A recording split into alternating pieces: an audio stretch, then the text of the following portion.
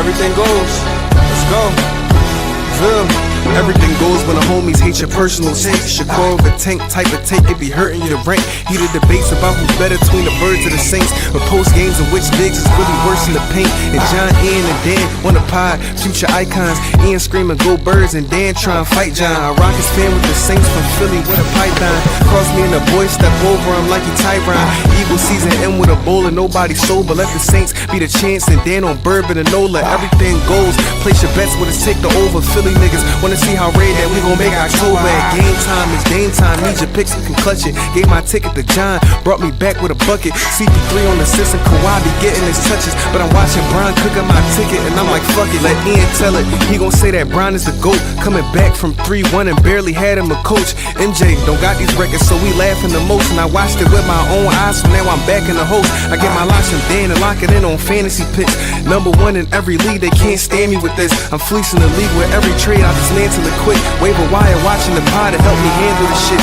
Legendary status, keep watching, we gon' reach that. But reach too far, my rocket shooting, and I gotta teach that. Fill the gap with a hit stick. Think I don't see that Hall of Fame vision switching from B-Dog to the T-Mac. On your wrist, John Dane time, and everything froze. Errol Spence washed up Dan, and everyone knows you can't see. I see 3 when comparing to those, cause every podcast can't handle when everything goes.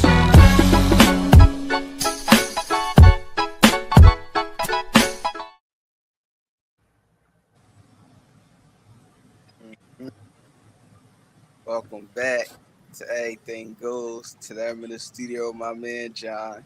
Yo, we back, baby. We back with another EP. Got my man E. What it do, baby? Last time I was in this joint acting a fool, I'm gonna come a little more civilized today. We still got Brian though. Shout out to the guys. Brown in the video, you mean?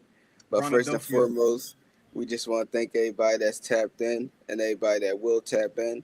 Don't forget to hit that like and subscribe button. You know your support is very much appreciated. Today we got a little special EP for y'all. Today our Saints and Eagles EP that we said was coming. Well, now it's the time, and let's jump right into it.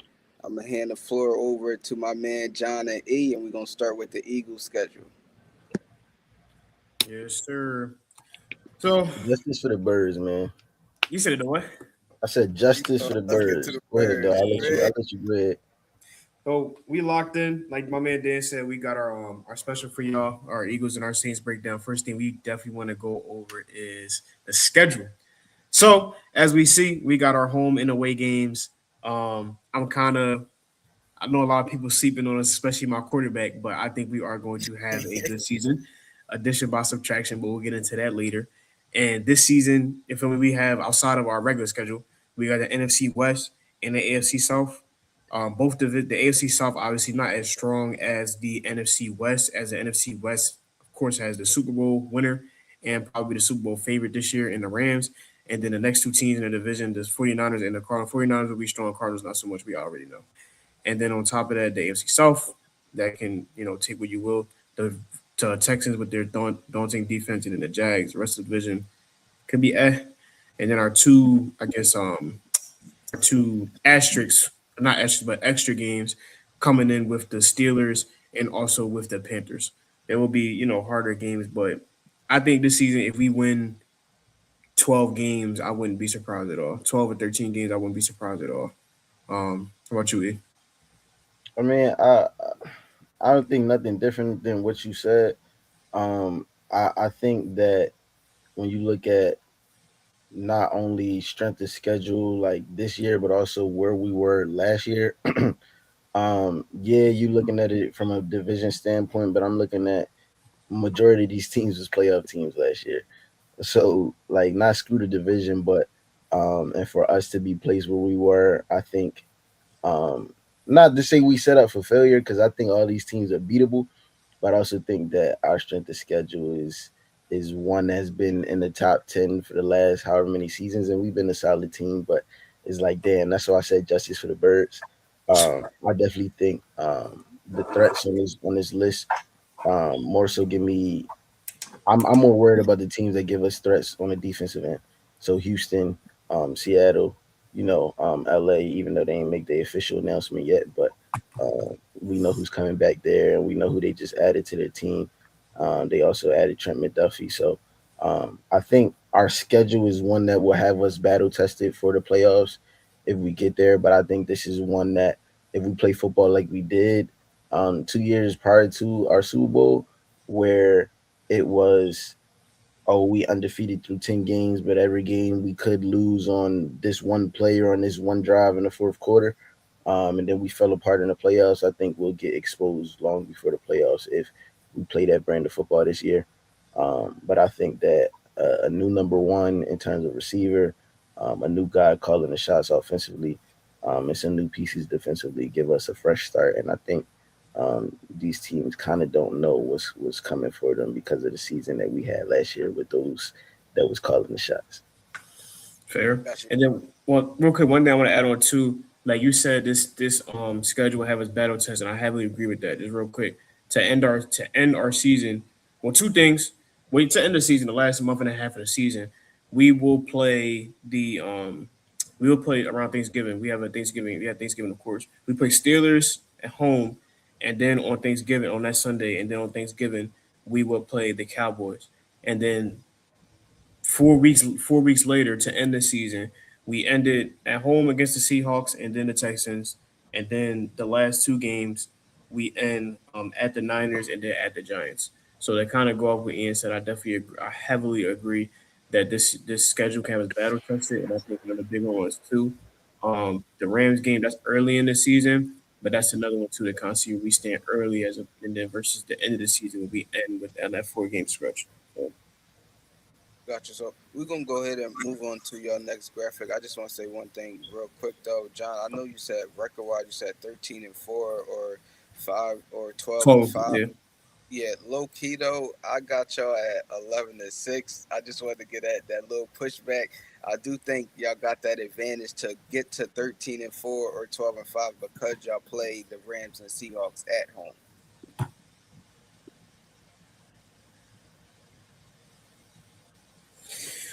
This joint, we moving on. We got our off-season moves.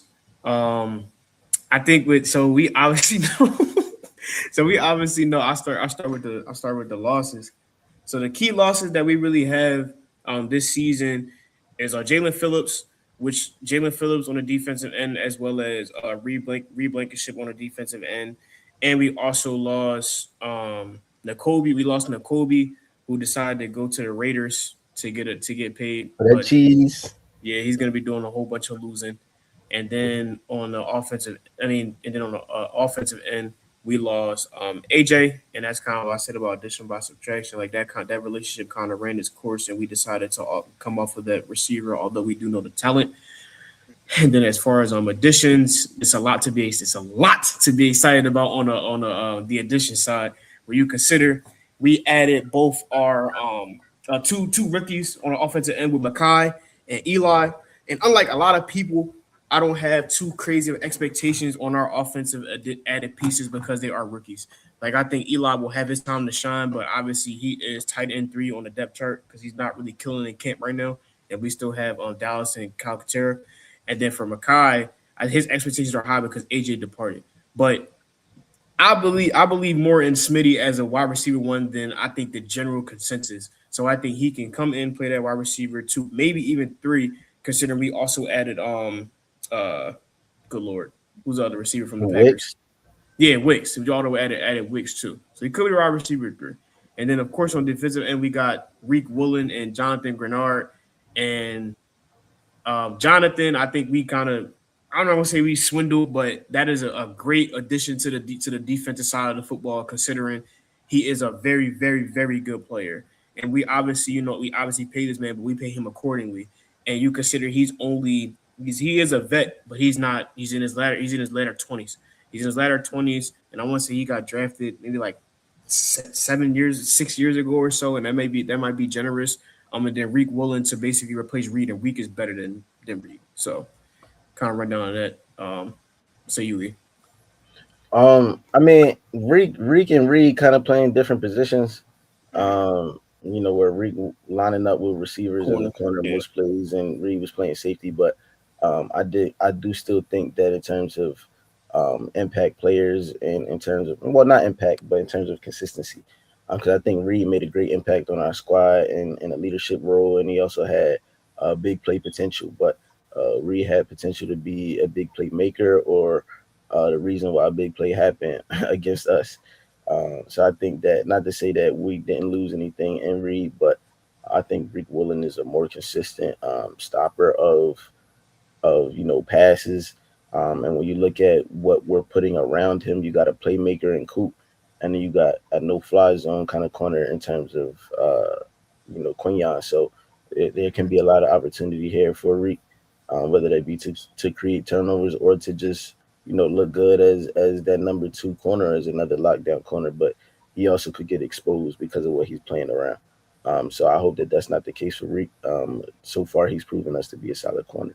Um, Phillips, I don't really consider to be a loss, only because of what we pay him and how we acquire him in the first place. We acquire him on a year rental, for I think 1.5 mil. And it was kind of Mm-hmm. like, okay, if we win, then maybe he'll take a winner's, pay cut.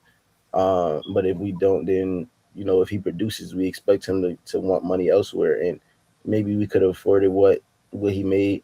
I don't remember where he signed, but I know he signed for upwards of 10, 15 mil a year. And could we afford that? Yeah, but when you look at, we got a player, slightly above him in terms of ability, in terms of notoriety and his name, and probably versatility as well on the defensive line. I'm okay with that. I do, acknowledge, like you said, we paid him a pretty penny, um, but we got somewhere in between the Miles Garrett, which everybody was hoping for, and the Jalen Phillips in that position. So I'll take Jonathan Grenard for sure, and in hopes they have a good season. In terms of our rookie additions, like you said, I don't put a lot of stock in them, specifically Eli. One, like you said, he's a tight end three. Tight end three versus wide receiver three is very different. But also, the Eagles don't really have a good, and this me being a long term as I can be considered in my lifetime. I'm a long term Eagles fan. We don't have a good history of drafting um, tall receivers or tight ends. We draft guys 6'4", 6'5", 6'7", and then they don't see the field, and they be our wide receiver six or a tight end number five and a special teams player for the 2 to 3 year duration, and then they get out of here. Eli Stores, I think he broke the record at the combine for highest vert. So Yeah. there's potential there, and hope that he can develop into a solid player. But I don't have high expectations for him. And in terms of what Makai Lemon can do, I definitely think that was a player worth betting on. I guess originally when we made the pick, because of where we made it and the fact that we had just signed Wicks and Hollywood Brown and Elijah Moore, it was like, well, one of these moves don't make sense. But I think the skill set, I think the youth, I think the work ethic. We've seen how he's carried it since he's been drafted. That all lines up for us to be in for a treat in terms of what he can produce to the offense. Worst case scenario, he end up being, wide receiver three or wide receiver four, and this is a learning year for him. In best case scenario, he can be that number two or a strong slot receiver in our offense this year. But there is no film on what he looks like in the Eagles jersey, so I think that's a wow factor for us for sure. Gotcha. Facts.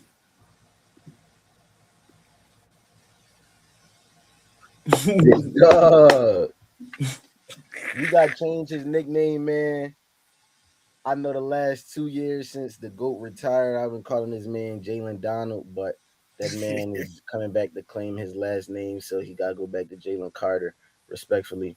Um, but we knew that this extension was coming. I don't know why once Jordan Davis got paid, there started to be rumors that we was going to trade him or listen to offers because he was immature and blah yada yada because he spit on Dak. Yeah, that was out of pocket, but he's very good at football. And not to say that like that's disrespectful to a grown man. But if it's anybody Dak and a with a star in his helmet, that was a guy that's got to do that at and be forgiven for it. So when you look at his games, you look at the numbers, you look at some of the injuries that he's played through and still been a difference maker, and the disruption that he's been able to create when he's been on the field. When you look at versatility from that nose tackle, defensive tackle position, and his ability to just be a run stopper, run stuffer, and also still get to the quarterback, and with his speed cause disruption for other defensive players in terms of our scheme. I think that's a player that, again, we knew that he was going to get paid, especially if we didn't know beforehand. Once we didn't get Miles Garrett, and they said the talk that was on the table was a trade involving Jalen Carter, then you understand. Again, he's not. We're not just going to run out the rest of his rookie contract and then say go ahead and walk when we could have negotiated for Miles Garrett for another 2 to 4 years. We knew this was coming. The money is deserved. I don't even know exactly what the number is, but whatever it was, he deserved it. And yeah, like we back up in the biddy next year. Jalen Carter, Jordan Davis gonna get it done from the inside. We know what the rest of these guys can do, and hopefully Jonathan and Kennard fall in line. That's facts. I agree. To give detail to it, J, Jalen, he got four. Let's say four. He got four for 150. So we essentially paying him. That's about, I don't know. It's like 37 mil a year or something like that, which is the appropriate number considering how good, like Ian said, at football that he is. And it does, I guess, to talk one thing about I guess the emotional maturity. Um, we all knew that he was gonna get paid, right? Especially because, again, he was rumored in the Miles Garrett trade. We didn't get Miles Garrett, so why would we just let a player of Jalen Carter caliber walk, right? And then on top of that, one thing that's common for good franchises is you pay early enough so you don't have to pay for it later on the back end. And one thing to note that the team that does this all the time is the Cowboys. Like, wait to pay their guys, and then when they have to pay their guys, it's all this crying and complaining about having to pay the high number. When if you did it last year, you wouldn't be in this situation anyway. CD and Mike are perfect examples of that. But it does suck because the most mature, he's a good football player, and sometimes players put themselves in situations where there can be a I guess an asterisk on their behavior or should we pay you? And one thing, at least with Jalen Carter, we see that he can be a leader. He's a young guy, but he has put himself in positions where that can be thrown into question. Whether it be speeding when he was fresh out of college, or spitting on Dak, or his attitude on the field. But then my thing is, depending on position that you play, cool with that. Like, you don't want like you play DT or even on the line or the edge. It's like, But don't have no soft nigga. Like, he rough around the edges a little bit, and he in the biddy. So it's like, you feel me? What you really want? If he was like a quarterback, it's like, all right, come on, bro. Like, you wild, you feel me? Or if he was even like, I don't know, like a not even a receiver, but maybe like a quarterback, for you be having questions like, okay, we about to pay you 250 mil, 300 mil. You supposed to be leading our team. You kind of wild. But as a DT, it ain't supposed to be nice, bro. get in there, real right. I mean, it's cool. Like, and I'm glad we got him on the contract we did, because it's well deserved money. And again, it's not like OD where it's like, yo, I just paid him 200 million. Why? It's a reasonable contract with somebody else's talent. So shout out to him. Definitely. I think y'all would have been crazy if y'all had let him go. But so yeah, I'm definitely glad that y'all was able to re-sign him and keep him in the city. But so that moves us on to my Saints and what we've been doing this off season. And for once, I'm actually happy with this off season. Y'all know I had beef with Mickey Loomis for a very long time. I've been wanting them to get rid of Mickey Loomis for the longest, but I am very happy with off season.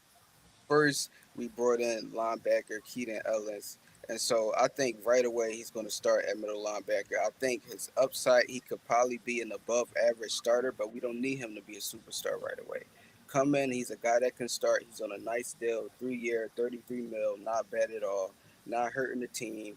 Then you move on to guard David Edwards, who I think is I don't want to say a superstar guard, but has the potential to be a superstar guard. And so I think that we have our starting guard for the next 4 years on that right or left side. He can play on both sides. Then we bring in running back Travis Achan. You know that the name changed. Let me make sure I say it right. And so Yo, hey, I'm definitely happy that we was able to bring him in. I do know that 2 years ago he did have a down year, but if you look at his year last year, it's very equivalent to his first 2 years in the league, and so I definitely think he's going to come and perform well for my Saints. We was also able to re-sign Alvin Kamara. That would have been on this graphic as well, but definitely happy we got AK back, and now AK can be that running How back much y'all too. paid him?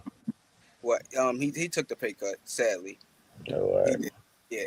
But so we was able to bring AK back, but so that just takes the pressure off of Travis, knowing that we have a viable, solid running back too that we're going to give time and running plays to. Brought in who I think is the best wide receiver in the draft, Jordan Tyson, drafted him eighth overall, and I think he only fell to eighth because of injury concern. But I'm not worried about the injuries at all. When you look at his tape and even what he's been doing in training camp, just the way he moves right now is equivalent to those elite wide receivers that you see that come in and produce right away. The Jamar Chases, the Justin Jeffersons. Not saying that he's going to be that, but he's looking like that. Yeah, I know you making that face, E, but I'm telling you, he is looking like that. I swear we got the best wide receiver in the draft, and now I'm so excited to see him work. And now at the bottom, Noah Fant. And we signed Noah Fant to a 2-year deal, and we drafted tight end Oscar Dell. Now I think both of those guys is fighting for that tight end 2 spot behind Jawan Jennings, and so I do think it's going to be a great battle because I can see both guys potentially coming in at tight end 2, and that's definitely going to be important with the type of offense that we're trying to run next year. We're going to see 2 tight ends on the field a lot. So I'm definitely excited with dumb additions because last year at the tight end position, all we had was Jawan Johnson. Y'all know I got problems with him as well, but he did perform last year. Had John thinking he a top 5 tight end in the league. We had to cut that conversation out. And you mean he my guy, but he not that. You like top 9 type. So you said what you said? Top 9? You like He top said 9, some nonsense. top 5. I Like mean, crazy. he performed last year, but I got to see it more than 1 year. The year before that, he was inconsistent, dropping passes, fumbling. But you know, we're not even gonna get on him. Not today. We gonna move So on to. Go ahead. I asked a question. You genuinely believe that y'all got the best wide receiver in the draft Yes, over Carnell Tate? yes, Why? wholeheartedly, wholeheartedly. Why? You gonna see. You're gonna see. You're gonna see why. The tape speaks for itself. You're gonna see why.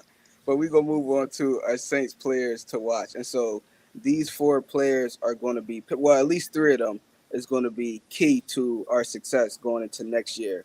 Our first player to watch is Kool-Aid McKinstry, who has now been upgraded to cornerback number 1. Now he has shown potential. Yes, he's shown potential in the past couple of years, but he's also shown the inconsistencies that you don't want to see.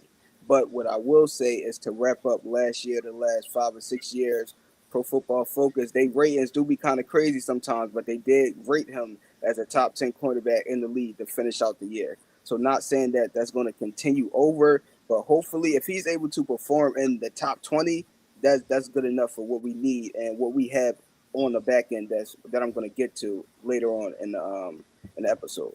But then moving on to our rookie left tackle that we got last year that I am very excited about, Kelvin Banks Jr. He has flashed and he's shown the potential to be a top 10 left tackle in the NFL, and I think that's going to start next year. And with the addition of Kelvin Banks, that's just going to make Fuwanga even better, who we drafted 3 years ago and who was set to be our left tackle of the future, who had potential to be possibly top 20, top 25 as a left tackle. Now he slides over to the right tackle position, and now he possibly have the potential to be top 10, top 15 over there. And so when you have 2 top 10 tackles, your offensive line is looking better and better by the day. And so I'm definitely excited to see how everything meshed together, as well as us bringing in guard David Edwards. Like our offensive line is just getting beefed up, and that's been part of the issues in previous years. And now moving on to my wide receiver 3 battle at the bottom. You got Devon Rayleigh and Barryon Brown. So Devon Rayleigh, he was on the roster last year. He didn't really start getting opportunities until the end of the season when everybody was hurt, and it was basically just him and Chris Olave out there, and he flashed out there in his opportunities. He was catching first down passes every opportunity he got. Majority of his catches came for first downs. I think it was 60 or 70% of the passes that he caught last year was for first down passes. He's a long, tall, physical receiver. He's a possession catcher, and so that's great. But then you got Barryon Brown, who outside of Jordan Tyson has been looking like the best wide receiver during training camp. We brought him in to play special teams. We didn't plan on throwing him the ball, especially not going into next year. But the plays that he is making right now is saying that he could. Hold on. My fault, yo. My fault. He talking So Barion Brown is the rookie that we drafted this year, fifth over in the fifth round. We drafted him to be a special teamer, but he's showing out in training camp right now. He's competing for that wide receiver three spot. He's elusive. He's quick with the ball. He's also picking up first downs every time he's catching the ball. And so just that competition between him and Devon Rayleigh is going to be pivotal. Not saying that we need our wide receiver three to perform right now with Chris Olave and Jordan Tyson, but it's definitely great to see. I think it's going to be important if one of those two get hurt because we do know the injury concerns with those two. My man said, "Who are those receivers, gang? Who are those?" You gonna find out next season. You mean? No, I'm gonna lie. CJ Fromm, I ain't gonna hold you.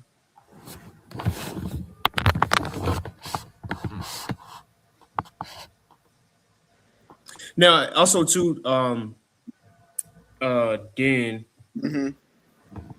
do you think that how you think that the running back situation is gonna pan out for y'all? Like, do you think that like how feature will AK be now that y'all have Travis and y'all pay Travis? And do you think that he'll perform more like last year or the year before that when it looked like he forgot how to play football? So I think AK is going to be rejuvenated this year. I think part of the issue was we didn't have nobody else to give the ball to, and because we had incompetent quarterback play for so long, the defense knew to stack the box. They getting ready to turn around and hand it to Alvin Kamara, or if they don't do that, they getting ready to go into shotgun and throw a screen to Alvin Kamara. So he was really the only option for so long. And so with us bringing in Travis Achan, I think he's going to be featured a lot. I think if we want to talk about in terms of them carrying the ball, I think it's going to be 65% to 35% for Travis Achan. And passing plays, I think it's going to be 60% to 40% for Travis Achan. I think he'll still lead in both, but in passing, it'll be more so 50-50, but he'll definitely dominate the running carries.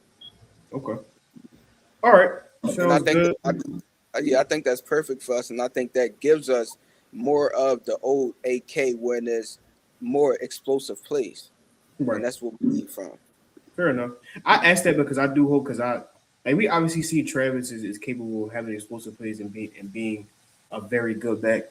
But I don't I think last year AK was more of a product like you said. Last year I think last year didn't he get hurt a little bit last year too, if I'm not Yeah, like mistaken? he started Yeah. the year performing, then got hurt, and then Then he got once hurt. Yeah. So I think that prior to that, like you said, it was the incompetent quarterback playing why he didn't really look the same as before. But I feel like AK still has a lot. Like if he's healthy this year, he'll be super thorough. And Travis might not. Granted, I played Travis, but it might be more of like AK still might be featured for because he's just so dominant or just so productive as opposed to Travis. But I mean, we'll see. With that being said, I think now we move on to Smitty and Saquon, I believe, right? Yeah. So I know we kind of wanted to focus on two of our more Saquon got here 2 years ago. More of our season and two best offensive players outside of Jalen, and kind of talk about that. Like now, I guess I think Ian Parr, you got a little bit to say about Saquon than I do, as far as what you think his production might be or expectations, kind of. So I'll let you kind of.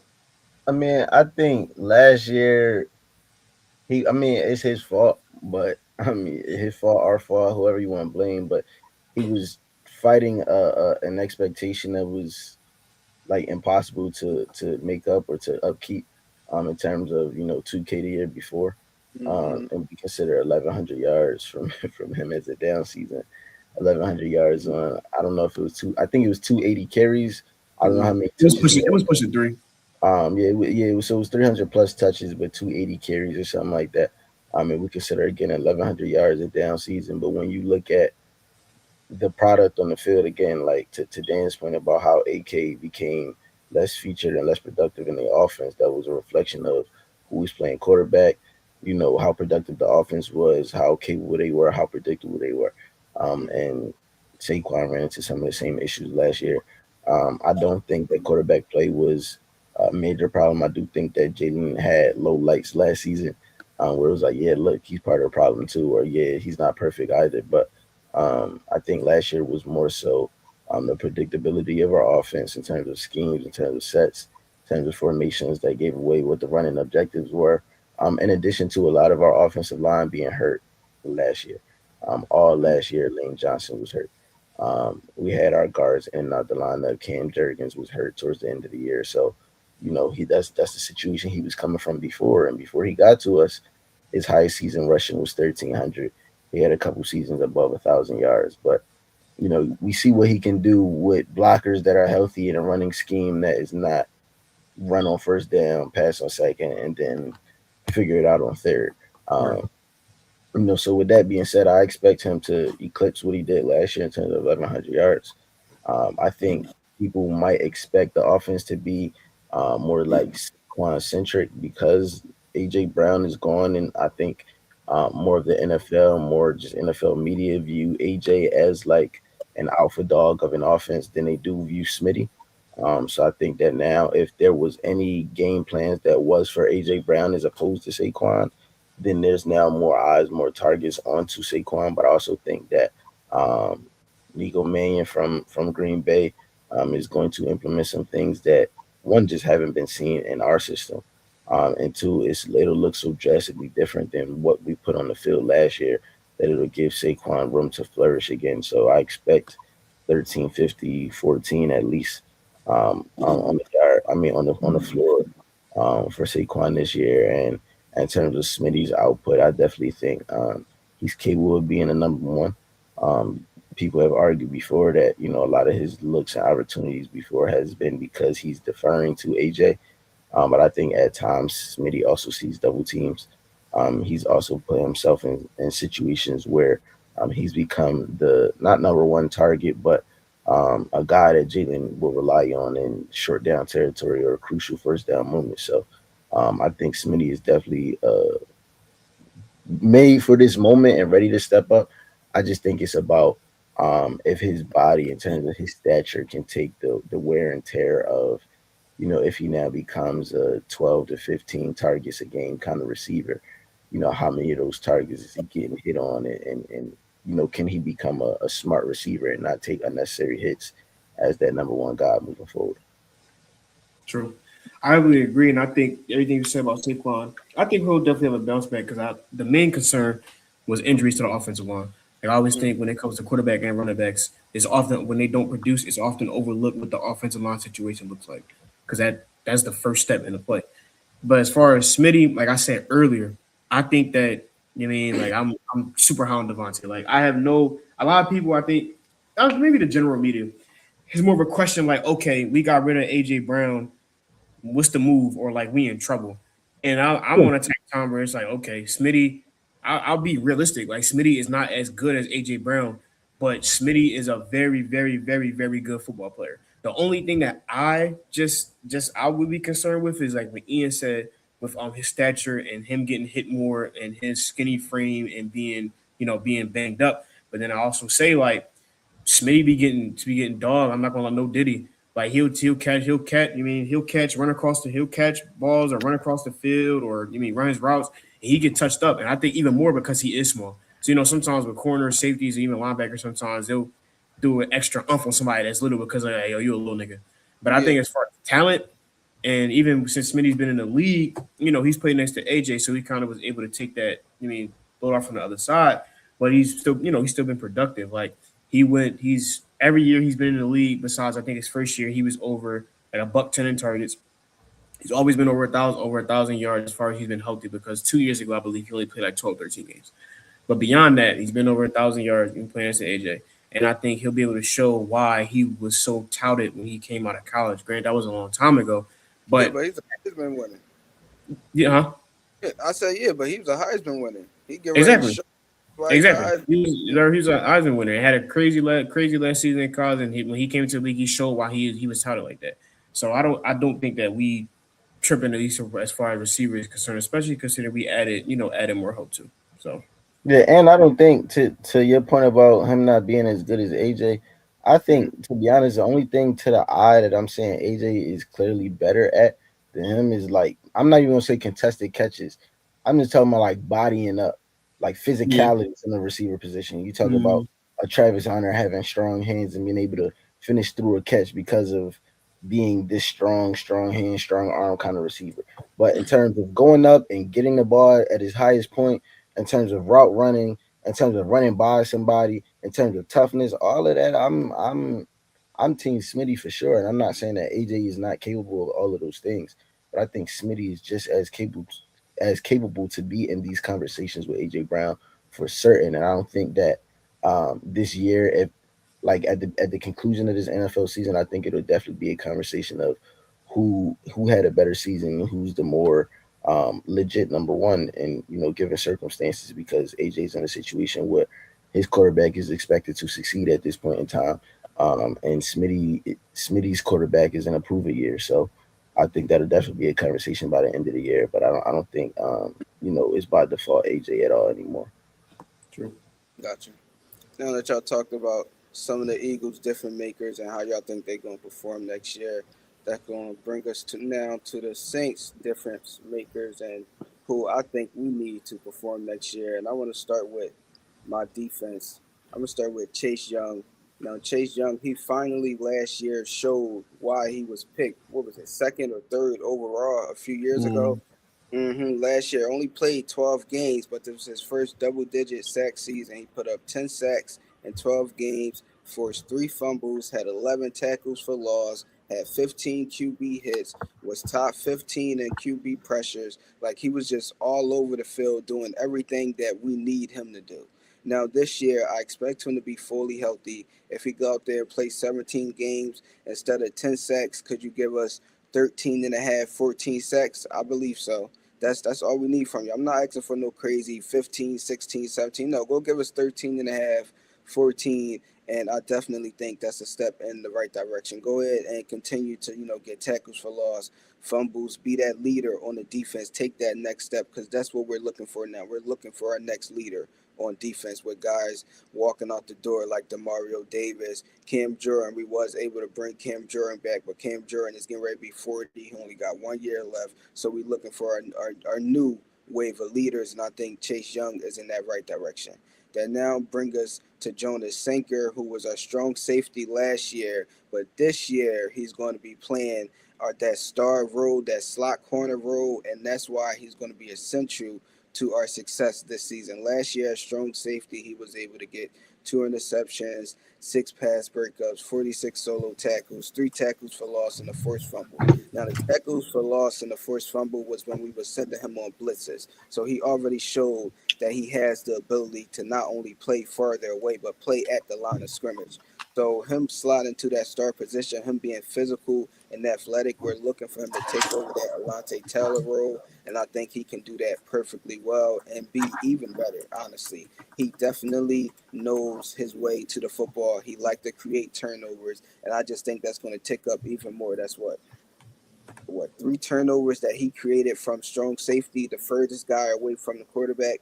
Now I think him being even closer at that slot cornerback position, and then him still taking snaps at strong safety, I expect his interception count to go up. I expect his first fumble count to go up, and definitely his sack count. I forgot to put it on here, but I think he only got 2 sacks because he was playing strong safety. But I definitely expect that to go up. Now moving on to my offense, obviously we talked about Travis Etienne a little bit already, but if he can just come in and just duplicate what he did last year for the Jags, that is perfect. That's all we need from him. Last year, he was able to put up 1,100 rushing yards, 13 total touchdowns, 1,400 total yards if you count the 300 receiving yards. He go out there and do that again, or even probably not 300 receiving yards because he's going to be splitting some of them yards with Alvin Kamara. But go get 240 receiving yards. Go get 1050, 1,050 rushing yard, 10, 11 touchdowns. I'm cool with that. Now moving on to our most important piece. Now, hold on, hey, you muted. We can't hear you. What you say? I say you can subtract 50 from passion, from rushing and receiving, and You subtract ready? 2 touchdowns. Say that's all we need from you. Go ahead, big dog. You the Yeah. good. We got AK back. Now, if we didn't re-sign AK, then his volume would have needed to go up. We would be needing 1,200 rushing yards, maybe 375, 400 receiving yards. But because we re-signed AK, we don't need that. But now, for real, our most important piece going into next season, our quarterback, Tyler Shuck. Now, to wrap up the year, he did look like the best rookie quarterback. Granted, it was only 9 starts. In them 9 starts, he went 5-4, winning his last 3 games. He was able to put up 10 touchdown passes, 6 interceptions, about 2,400 passing yards. Now, he did have 3 game-winning drives and only a 9 game sample size. Now, that is very huge. That's the intangibles that we talk about that you need to see from your quarterback. What can they do under the bright lights? And granted, he was playing for nothing because he wasn't going to make the playoffs, but he was still out there trying to win them games, and that's what he did. And I think he's going to take that next step going into next year. I don't see a sophomore slump because I honestly look at this year of being his first full year of being able to start because, like I said, he only started 9 games last year. He was still learning the offense. So last year was really his learning year, and we seen that he learned a lot and he learned fast. John, it looked like you had a question, John. Are you good? No, I was gonna say you said they weren't playing for nothing, but y'all was 7-10. Am I wrong? Y'all was 7-10. Yeah, you missed 7-10. The Right. Panthers, It was what, 9-8. No, they was Yeah. 8-9. 1 game. Y'all realistically y'all was competing like 9 wins, 8 wins with a one in that division. The Panthers, if the Panthers had lost out, then we could have got it. But I mean, I guess, and yeah, 3 game-winning drives, won the last 3 games, and the 9 starts 5-4. So he definitely showed why we took him and not Shador, because at that time, not only was Saints fans mad, the internet was clowning us as well, and rightfully so.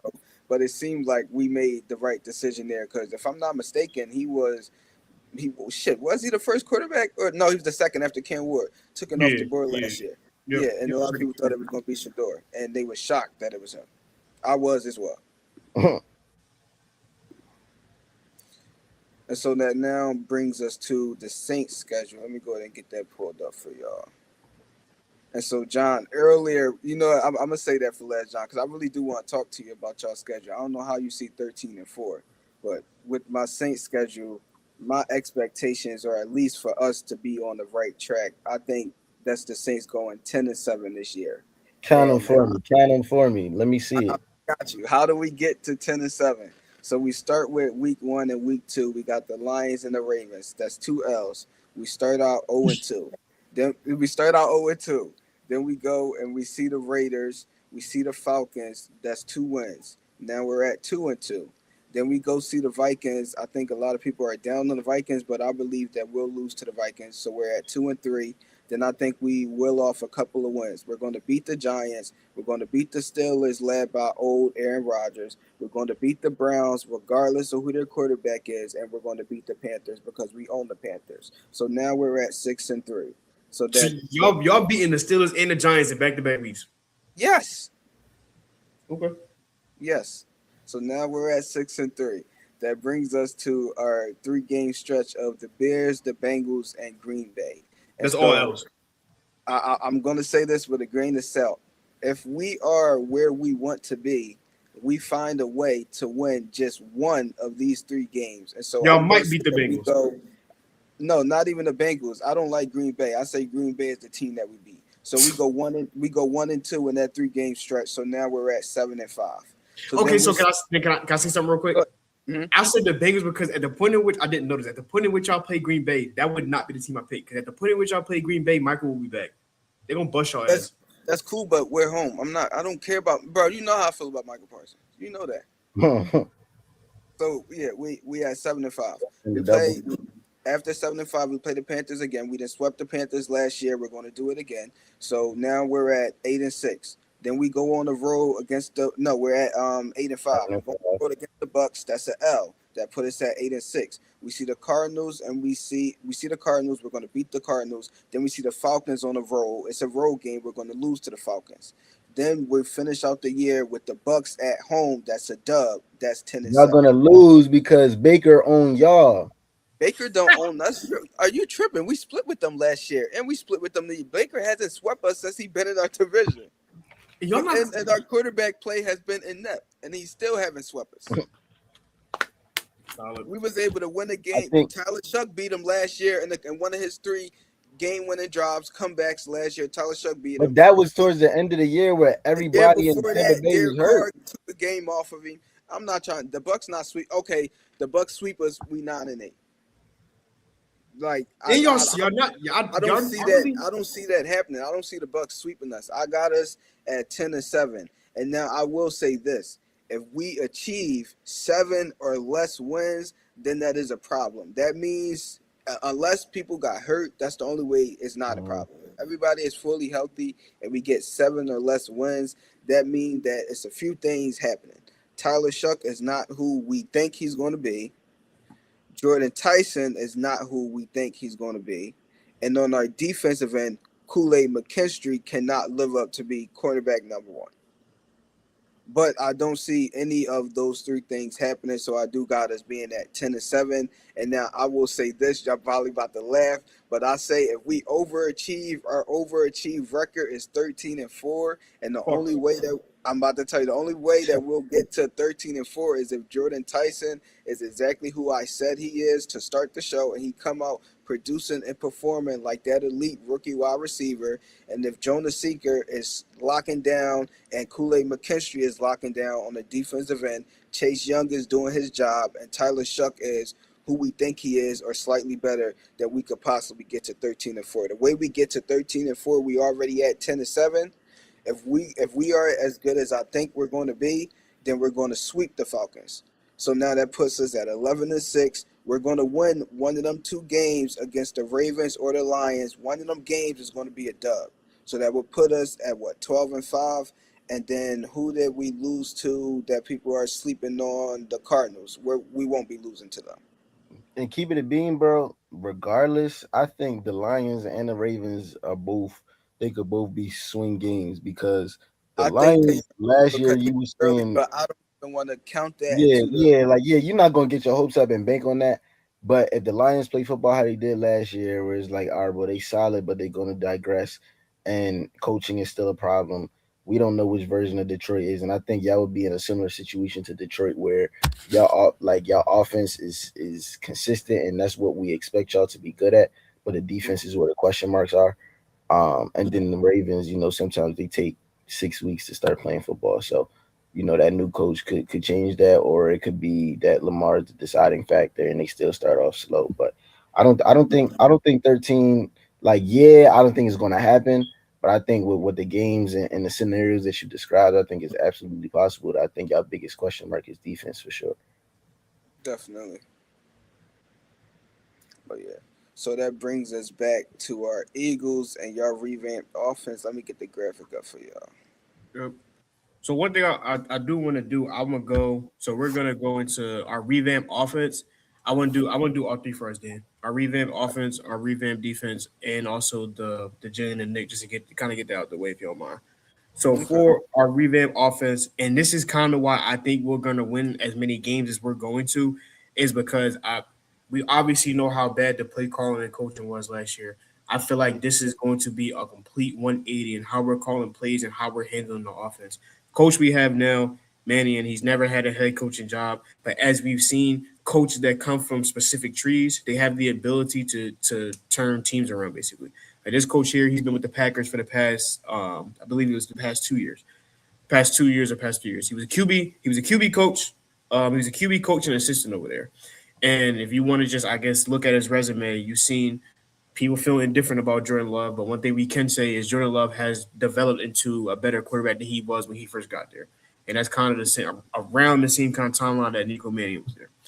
And I think now you come from that. You come from the Matt LaFleur tree. We see Matt LaFleur as being not an offensive guru, but their offense is productive and it has creativity, which is something that we didn't have last year at all. You already knew what the first down call was going to be. You already knew what the second down call was going to be. And then the third down, you already know we going four verts every single time to try to get the first down. We can't get it. So I was like, he was cooked. Right? So I think that'll be better. And as far as camp reports, incorporating more under center, which I think will be good considering the type of personnel we have on offense.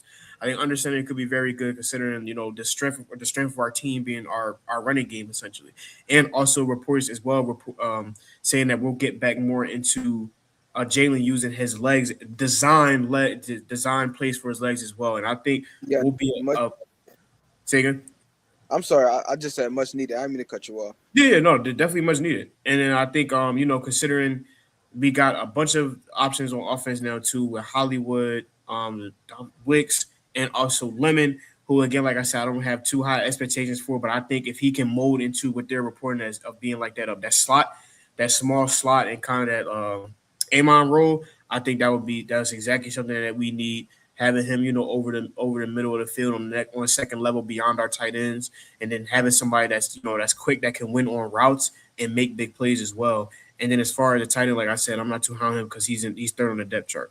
But I think if you want to do an outlook, he could be productive and a featured part of the offense beyond this year. So me personally, I'm very excited for the offense. I'm not even gonna lie. Go ahead, Dan. My fault. No, you good. Can I just say one thing before you pass it off to A? I think y'all tight end. I know y'all talking about him obviously, and like John said, you looking forward to him producing maybe not next season, but in the future years. I think he might even produce next season for y'all because I think y'all offensive coordinator is looking at the way the offense in the league is going right now, where it's two and there's three tight end sets, and that seems to be what is successful right now. They're also looking at the fact of outside of Wicks, y'all wide receiver room is very small. That's a fact. I'm not even gonna disagree with that. But what say you, E, before we move on to defense? I think the highlight, like the biggest thing that stuck out to me and what you said was the new rendition of the offense in terms of more design runs for Jalen. And I think like what's most important with that is that we get a Pat Mahomes, Tyler Shuck version of Jalen and not a Jackson Dart RG3 Carson Wentz version of Jalen. We needed to be very controlled, very composed, and very like per diem, like as needed. I don't need Jalen out there with 10 rushes for 100 yards and trying to, juke and spin and truck people. You mean like we don't need a Cam Newton, kind of ordeal. But the last year situation where there was kind of not even freedom to do some of these things, and or the sets that we were calling, there was no room to shake around what the defense is giving you because the play calling is so poor from the beginning. uh, Mm-hmm. if he can take what the defense gives him in those situations and become, that dual threat that we saw before, where you create a threat to a defense between each 20-yard line, and it's not just a go like 5 yards to go or 1 yard to go, where it's a tush push kind of thing. That'll also open up opportunity for Saquon and just give the offensive coordinator more creativity. Mm-hmm. Correct. Gotcha. All right, and then go ahead. My fault. You about to say something, Dan? No, you good. Okay. And then beyond that, we'll go into our defense. Now we already know what kind of type time with that, and that's kind of why we have it as 2.0 because we have some added additions that I think everybody can be excited about. You consider we bringing Bree, in Reek, and I think bro, like he like the perfect fit for Philly. Like he's a contact corner. He'll jam yeah, you at the line. He has pass the breakups, all that. yes He pass breakups. He has the physical traits and attributes to run step for step. With any receiver in the league, he'll get burnt. Like don't get me wrong, he not no PS2 or Quinyon or nobody like that. But he to add him next to Quinyon and yes, also already have Dijon, it's like, bro, the defense gonna be popping, bro. And then you consider we in year three with Vic Fangio, and when you consider we got Reek and also Grenard, who I think is going to do great mm-hmm. things for us in the middle of the field. Like Yes, he is another big body. He's physical. He comes downhill with force and power. If he can be um a body there in the middle to also help stop with the run. Not everybody needs help with the run, but I say we need it because our front is awesome. But then that next level that you'll have for somebody that's versatile like him, and excuse me, young and somebody who wants to, just wants to prove that he is a good player. And then outside of that, looking forward for considering that we did have some losses.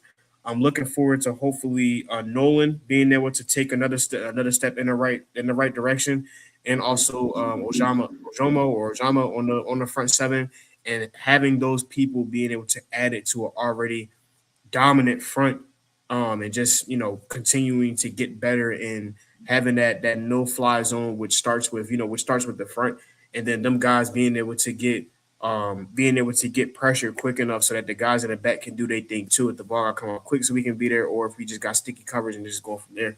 So I think I'm excited about the offense, but I'm more excited about the defense. I'm not gonna lie, because it's just like just being year three Vivangio and the added additions that we have, especially on the back line, and that seeing that in coverage is gonna be just like it's gonna be drawn. We gonna Yeah, be drawn. I agree. I think what our defense looked like the first year we won a bowl, the first year that Vic came, that was our unit was talented defensively, but that was also the first year that um the NFL saw Vic Fangio's defense with that level of talent, right?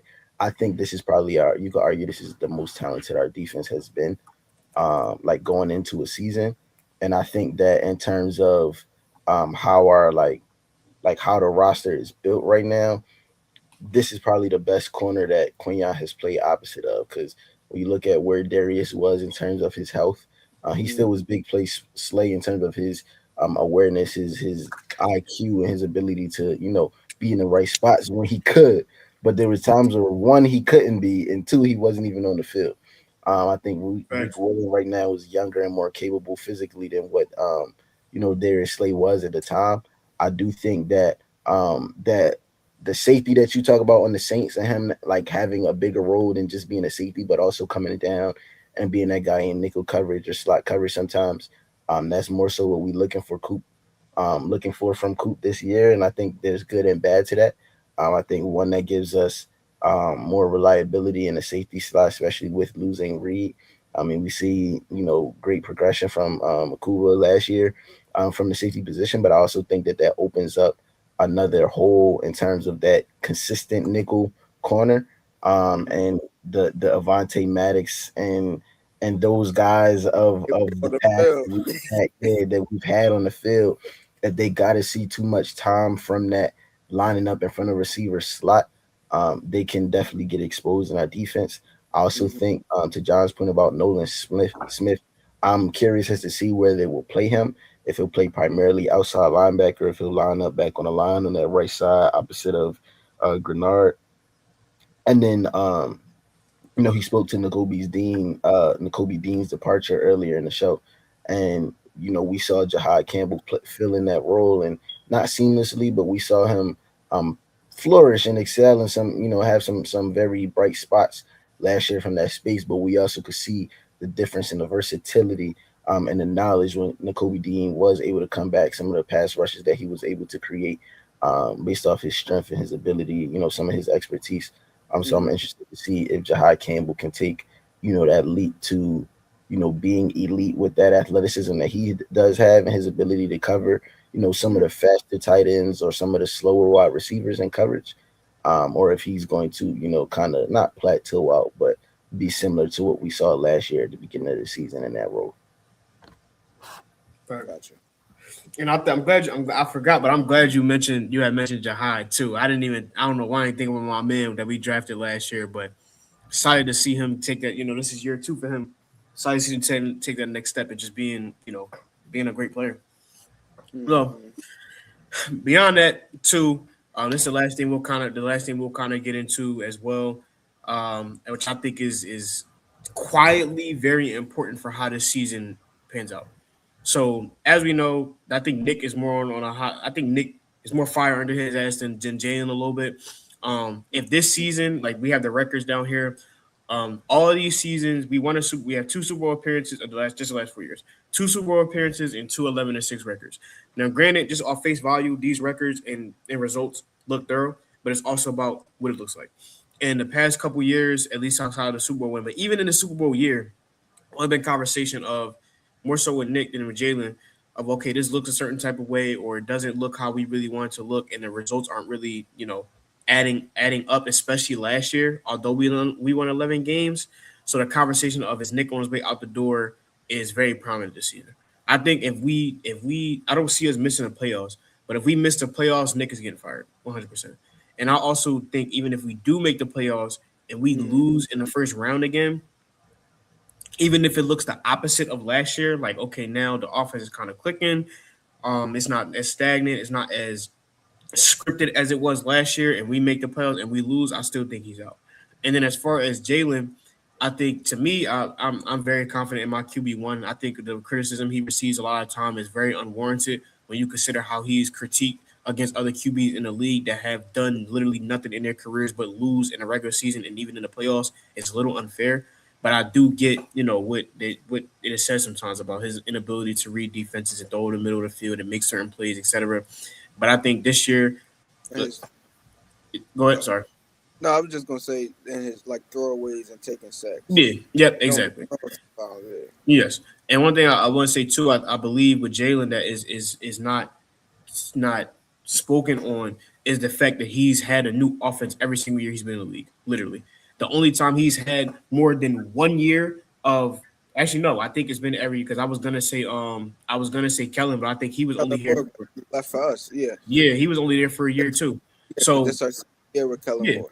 only every single season he has been a part of a new offense, and I feel like that is very underrated when it comes to a quarterback and his ability to be productive. And Jalen is one of the only QBs that you don't get that leeway because a lot of other quarterbacks is like okay, now he's on another offensive coordinator or the offensive coordinator he has his ass or the offensive Mhm. coordinator he had is not really using it to the best of his ability. Okay, well Jalen has been productive and has the results and has had a different offense every single year.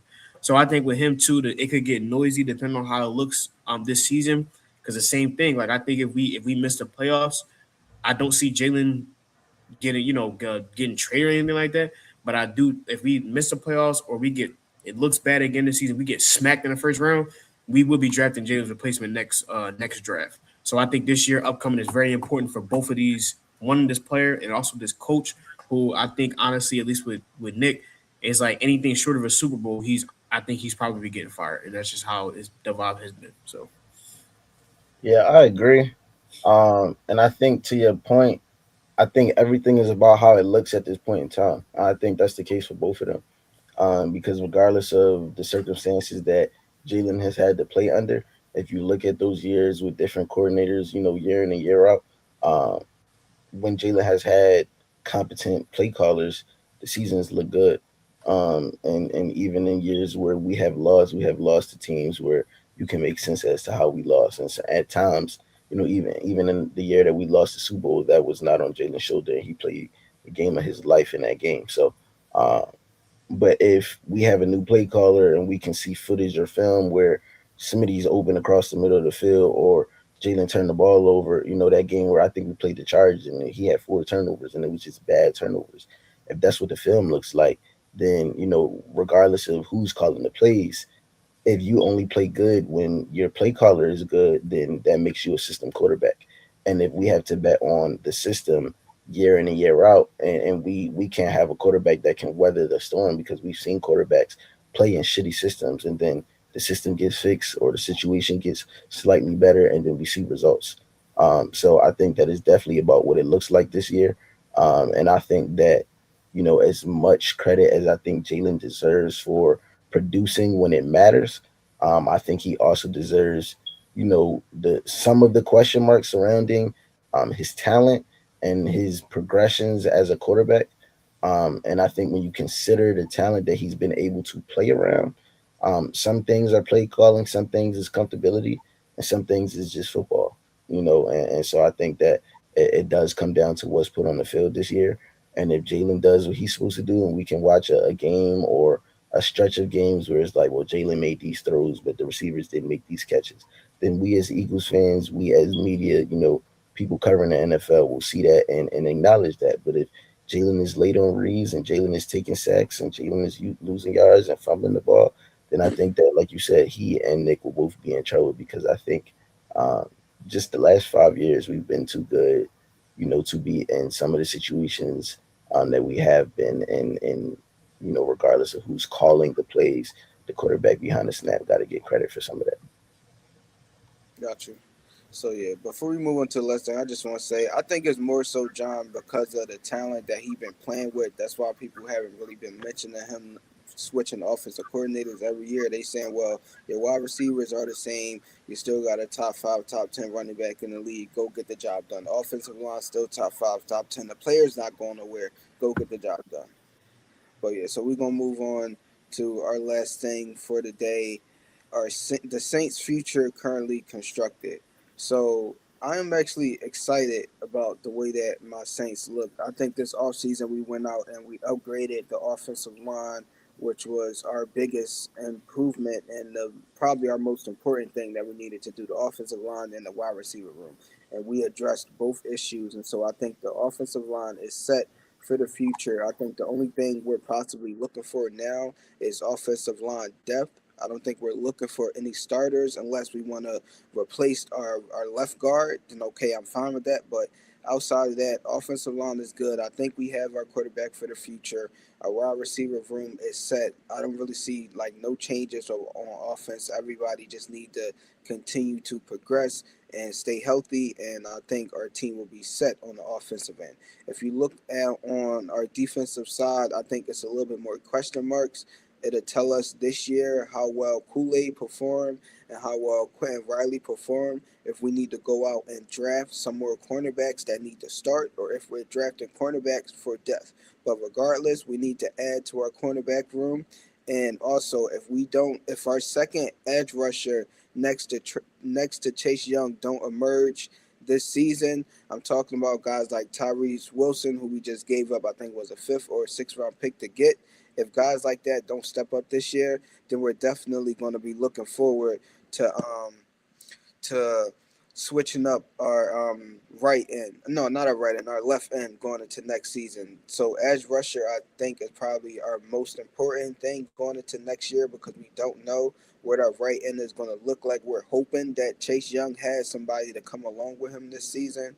So outside of that, though, I think we're set at safety. I think we're good at middle linebacker. We have some young middle linebackers. We have a veteran that's filling in right now, and I think he's going to perform well, and he's on a great contract. So I think the Saints are set up to compete right now. And what I mean by compete, not go out and win a Super Bowl, but possibly win a division and make the playoffs and not be we got the Saints on the schedule. That's a guaranteed dub. Like, I think going out right now, teams are going into next year, teams that probably look at us once the year gets started and we get a few dubs, like, okay, that's a team that we have to go out there and compete. We have to prepare for them. We have to be ready to play them.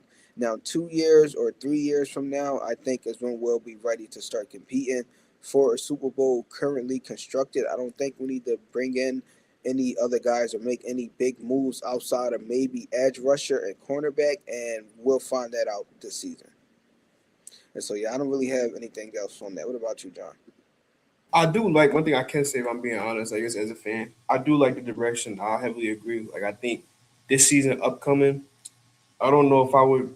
I'm not gonna argue about how many y'all win total. I don't know if I would give y'all 10 wins, but I can say if y'all did win 10 games, I wouldn't be too surprised because of what we've seen out of Tyler Shuck. And I do think that, considering kind of same thing I'm talking about with play calling, like when you have the right coach, and we know that Kellen Moore is. I don't know who y'all OC is, but if y'all have one, but I know Kellen Moore, right? Yeah, so Kellen Moore is called. Leader of men and calling y'all plays, and we know what he brings to the table. And I think when you have a defense that's serviceable and a quarterback that is coachable, willing to learn, can know the play, understand the playbook, and you have weapons, then you can win a lot of games. And I think they'll definitely be a sleeper team to win a division. Like I don't know who people was really picking to win the NFC South. It's probably Baker again, but Yeah, I wouldn't be surprised if y'all did. a lot of people are either picking the Panthers or Baker right now. The Bucks are number one at odds to win. The Panthers are second. We are third. The Falcons are last. Okay. Yeah, if y'all win your division, I wouldn't be surprised. I'm gonna keep it a bean. Like it'd be kind of I don't put too much stock in the Panthers, but if y'all winning over Baker, it would be hard. But if y'all did, I'd be like, okay. I mean, I kind of saw it coming a little bit. So And then the crazy part, even with the Panthers winning the division last year and being 8-9, we swept them last year. I'm not scared of the Panthers whatsoever. But we'll see. We'll see the upcoming season. This season definitely is a lot to be excited about. I ain't gonna lie, but both our teams and in the league as a whole. So we'll see. Definitely. I appreciate everybody that tapped in. We definitely had a great show today. Stay tuned. We got some more content coming out for you guys. We got our boxing event coming up in a few weeks. That EP Facts. will be out to y'all, That and gonna maybe be jumping. it's gonna be popping. The EP will be out to y'all in about 2 or 3 weeks. So stay tuned for that, and we'll catch y'all in the next one. Yes, sir. Mm-hmm.